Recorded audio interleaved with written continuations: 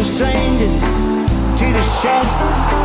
I'm the one who should be lying low. Saw the knives out, turned my back, heard the train coming, stayed right on that track. Well, Michael, thanks for joining us on AIME TV from the humble grounds of Adelaide to the big smoke of Sydney. Do you want to share a little bit about your story and what's landed you here today? Thanks for having me. I was sort of an okay footballer as a junior. Nothing really special, but someone saw something in me. They thought we can sort of mould this guy into something. But 15, 16-year career with the Swans, learnt so many lessons over that journey, and still here. And 3 kids later, I'm still stuck in Sydney. What was it like being away from home? Must have been tough at a young age, sort of, moving away from your family, away from your community. Certainly those first 6 months, coming from a big family to moving into a flat in Randwick, you're in the bed by yourself, because usually you got your brother at the foot end or your sister in the other bed, and there's a mob in the room, and I had my own room, which was bizarre.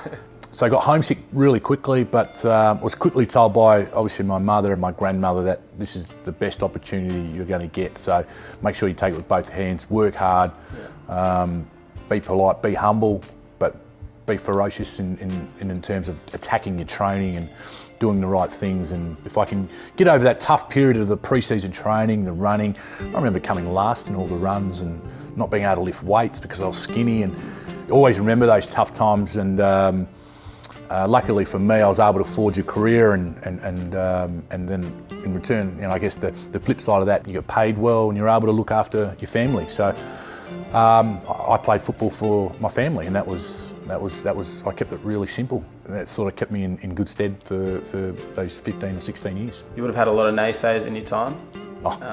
Hundreds. How do you, I guess, not let those people push you off track? I said trying to keep it really simple. Surround yourself with really good people. A lot of people didn't think I'd last. A lot of people had said didn't deserve to go there. When I did sort of play some games, they said, that was luck. It's quite interesting when you go back home, none of those people come and say to your face. Yeah. The first thing they do is they go, hey mate, well done, really proud of you. Yeah. Awesome, we knew you'd make it. So you know who's helped you along the journey, and the people who have been there for you. And I wouldn't probably be the player if Adam hadn't pushed me, and my coaches and my other players had really sort of taken me to task on taking shortcuts. The same thing for Adam. He wouldn't have been the player if we had said the things that we had said. So you have 2 ways of taking that feedback. Is obviously you accept it and realise it, and that's reality, and you've got to change it, and you've got an opportunity to change it.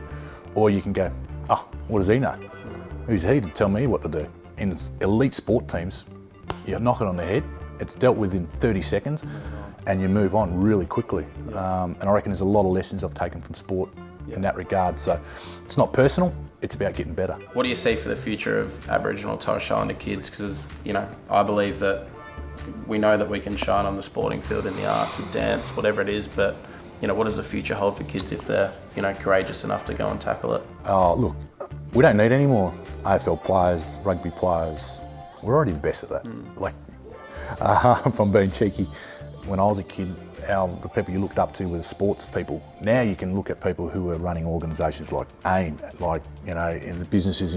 We turn, a couple of blocks away into the city. The big buildings here, once you go in them, and I don't know about you, but as a kid, walking around Sydney in the big buildings, 50 floors, and you go, geez, scary monsters live in these buildings. Yeah.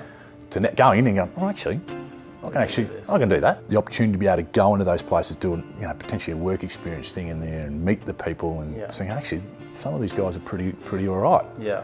And I think I can be that accountant, or I can be the general manager, or I can be the CEO. I'm the first business owner in our family's history, and I know Adam Goods is the same thing. So footy's been amazing, been a great pathway, but it was what I did with that opportunity.